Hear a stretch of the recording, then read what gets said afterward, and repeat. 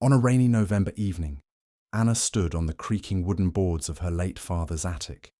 The old house, passed through generations, always felt heavy with memories. With the storm's wind howling through loose window frames, Anna made her way through boxes full of photographs, faded diaries, crumbling books, and dusty trinkets from a century's worth of forgotten life. What she found wasn't just another relic. It was a thin, yellowing envelope, sealed and pristine despite the years. The date on the front, 1938. The name on the front, to Monsieur George. Anna frowned. George. She couldn't think of any George in her family. But as she carefully broke the seal, her curiosity was quickly replaced by a strange chill. Chapter 1. The letter. The handwritten letter inside was in careful looping French, but Anna, raised bilingually by her Belarusian French grandmother Marie, had little trouble understanding. Yet the words themselves sent prickles down her spine. The letter spoke of a woman named Marie, her gentle kindness, her struggles, her laughter echoing through a house that matched exactly the descriptions of Anna's family home. It mentioned her hometown, the remote village where Anna's grandmother was born, and described a peculiar three-peaked hill to the north. Then it shifted, turning intimate, almost pleading. To you who may read these lines long after I'm gone, know that forgiveness can cross all times. Our choices ripple forward. Do not let anger devour the chance for love. The house where I once stayed carries not just sorrow, but hidden joys, waiting for you to find them. If you see the clock strike midnight thrice in your dreams, expect a guest. Anna's hands trembled. The more she read, the more she realized the letter seemed to speak directly to her. Who was this George, or Georges, as her grandmother would say? And why did the details match her own life so eerily? Chapter 2. Echoes in the present.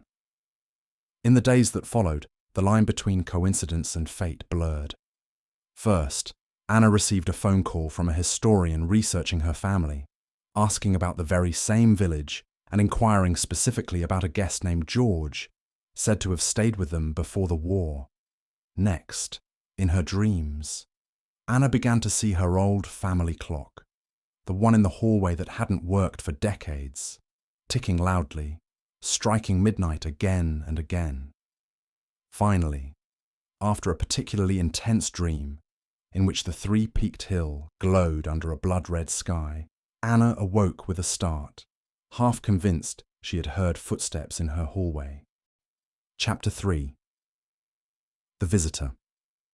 Late the next evening, as a storm raged outside, Anna heard a knock at the door. Not the doorbell, not the impatient push of a courier, but a gentle, almost respectful knocking. The kind reserved for a family friend. She hesitated, heart pounding, then opened the door to reveal a man in his late 30s. His clothes were oddly timeless: dark coat, scarf, old-fashioned shoes, and a battered suitcase. He looked damp, but his eyes were bright and sharp despite the rain. "Good evening," he said in lightly accented English. "Forgive my intrusion. My name is George." He paused, then added softly, "Or Georges, as your grandmother might say." Time seemed to freeze around her. Anna found herself stepping aside, motioning him in, half disbelieving and half knowing, as if she had been waiting for him all along. They sat in the yellow-lit living room, the letter on the table between them, the old clock on the wall, looming silently. Chapter 4. A Conversation. Across generations over fresh tea, Anna and George began to talk. His story was extraordinary. George claimed he had been searching for his own past, following the thread of a single letter, one that he had written himself decades ago in 2023. For reasons he could not explain, the moment he sealed the letter in Paris as a nearly hopeless gesture of love and regret, the world shifted. He experienced flashes of memory, images of Anna's grandmother Marie, whom he had met as a young man during his studies abroad, and of the house where he had stayed as a refugee in 1938. But how could that be, Anna asked, if he stood before her as a man in his 30s, and yet the letter was dated almost a century ago? George explained that over the course of 85 years, the letter had taken on a life of its own. Passed from hand to hand across Europe, surviving wars, border closures, and family upheavals, it finally found its way back here, to Anna, in a loop that defied linear time. He described vivid recollections not just of Marie, but of Anna's father as a boy, and of Anna herself as a child, glimpsed in moments that should have been impossible. He recited lines from the letter, finishing with a message he was certain he wrote for Anna.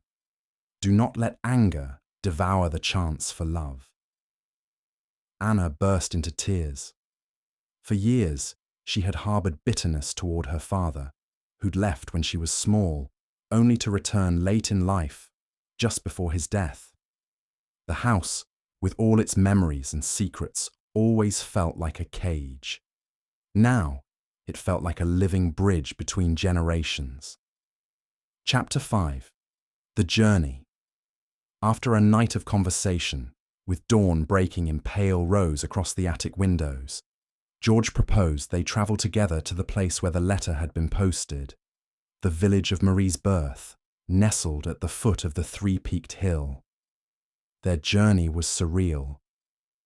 Side by side, Anna and George revisited forgotten haunts. The school where Marie was a teacher, the overgrown orchard, the now crumbling chapel where her grandmother had once sung in the choir. Elders in the village still remembered stories of a sad Frenchman who had come before the war. They remembered, too, the acts of kindness that had helped him survive, and how he'd left abruptly one night, leaving only a letter behind. At the post office, the clerk marvelled at the postmark. The envelope, dated 1938, had been stamped by a machine no longer in use since before Anna's father was born. The edges of reality seemed to blur further. Anna felt swept into a web where past and present were interlaced by something more powerful than logic. Chapter 6. Revelation 1. Evening, standing atop the hill overlooking the quiet village, George confessed the truth. He was not truly a ghost from another time, nor a hallucination, but something stranger, a convergence of all the love, regret, forgiveness, and hope bound up in Anna's family line. The letter was his vessel, carrying his unfinished feelings until someone could release them. He asked Anna's forgiveness. For old wounds, for exile, for what might have been if love and courage had conquered fear and prejudice. Anna, tears streaming, embraced him. All around them, dusk closed in, yet the village below seemed to glow with a warmth that felt like blessing. Chapter 7. Closure. When they returned to the house, the old clock, silent for decades, began to tick. It struck midnight 3 times, clear and bright. George smiled, nodded, and said, "The past is at peace." The next morning, Anna found herself alone. George's suitcase sat by the door, but he was gone. On the coffee table was the letter, now joined by another, this one addressed to Anna. For the next century, with trembling hands, Anna opened it. Inside, George's steady script read, "Whatever you seek, you will find it. You are not alone. Love endures, even beyond the boundaries of time." As light filtered in through the attic windows, Anna felt the house filled, not just with memories, but with purpose. The letter had not just connected her past and present. It had freed her to write her own future. Epilogue. Years later, Anna became a writer, sharing stories of kindness echoing through time, of forgiveness conquering distance, and of how a single letter changed everything. The loop continued. In another attic somewhere, another seeker might find a letter, unlock a mystery, and begin again. But for Anna, standing at her attic window, the future was no longer haunted by the past. The house was alive with hope,